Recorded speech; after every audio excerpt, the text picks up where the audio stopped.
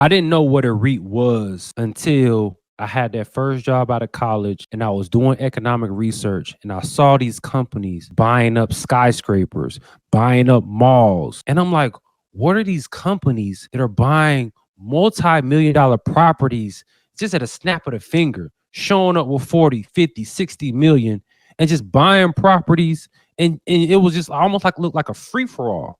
Hmm. And that's where I first got exposed to that there are companies out there called REITs, which is short for a real estate investment trust. So it's a designation that a company can have that owns real estate or owns portfolios of real estate, in which this designation allows you to forego paying corporate taxes as a company simply because you have agreed to share all of your profit with your shareholders instead of keeping it and not, paying it out because you are allowed to forego corporate taxes. And so I first came into contact or knowledge of these companies at that first job. And I was so intrigued that I went to Georgetown and got a master's in real estate finance because I really wanted to learn how these companies or developers were financing multi-million dollar deals. When I'm from Durham, I never seen this kind of money. Right, I ain't never right, seen these amount of zeros. And right. just people, picking up the phone saying, yeah, I want to buy that.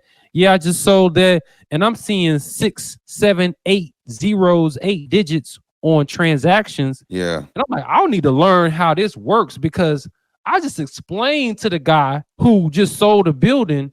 I explained to him why he should sell it now than later.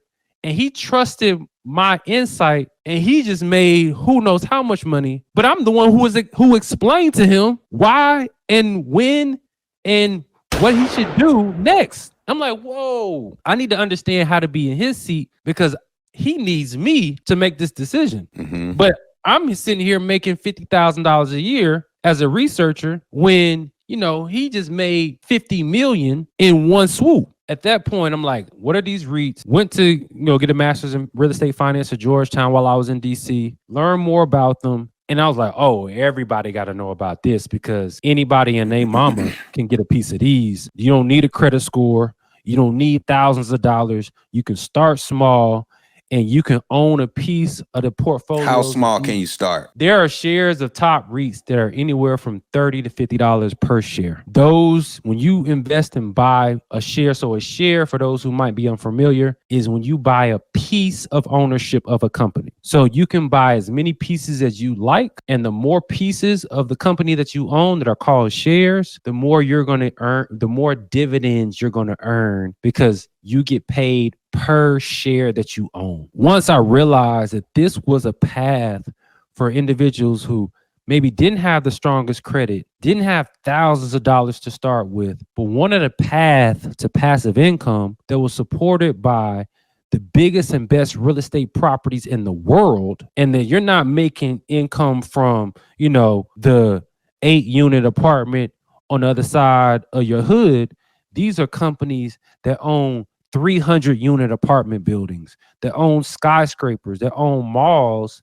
And because you own a piece of the company, they have to share all of the rental income that they make with you because you're part owner, because you own shares of the company. And so once I learned that game and learned that that was a path for, middle America to get into a space where you don't have to worry about being a property manager, you don't have to worry about your credit, but you can chip your way to a point in which you can have a passive income that frees you from working and frees you from a lot of the things that we might think, okay, I got to work till I'm 60, I got to work till I'm 70. And we can change that reality with something that's based off something that we understand and conceptually understand as far as real estate. That's where I realized REITs would be a great solution for millions of people. Me knowing that information, I didn't want it that you had to go to Georgetown. You had to have the job that I had to be exposed to them. And I was like, Rob, you know this stuff and you can share it with people and you know how to explain it. Go and take that as far as you can take it because everybody has the right to know this information. It can completely change the game with their financial future. And that was like 2013 to like 2015.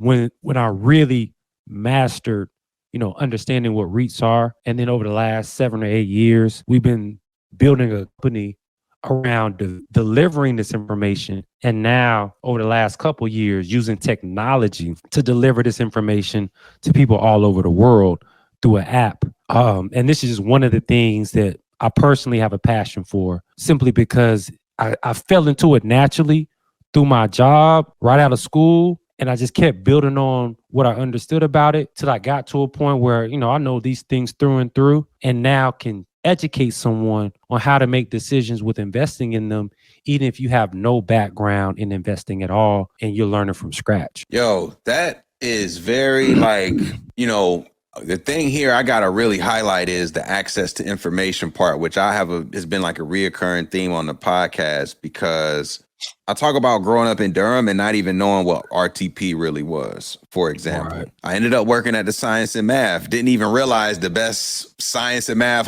Did you, as a STEM guy, did you have any visions of going to science and math, or did you know about it when you were there? I knew about it. Okay. I didn't even know about it till like a year before I started working there. A homie of mine, homegirl, was working there, and I was like, oh, what? And that's what that is on 9th Street and Club. Like, I had no clue that was one of the best, science and math high schools in the country. Yeah. And the fact that, a lot of people, they do talk about the value of education, but they don't really talk about the value of knowledge that comes with that price tag. Everything has a cost in some sort of way. This is economics now. We talking like everything has a cost, but monetarily, expertise is arguably one of the most expensive things that you can pay for, that you can put a price tag on. Any type of expertise, it's going to cost a premium. Getting access to that expertise should be treated as one of your first initial self-investments in life. Like the fact that you saw something and then realized, actually, I'm going to go to school, get a master's, and make sure like I'm getting the information I need to go to the next level. Like, this is where I say we should not always poo-poo higher education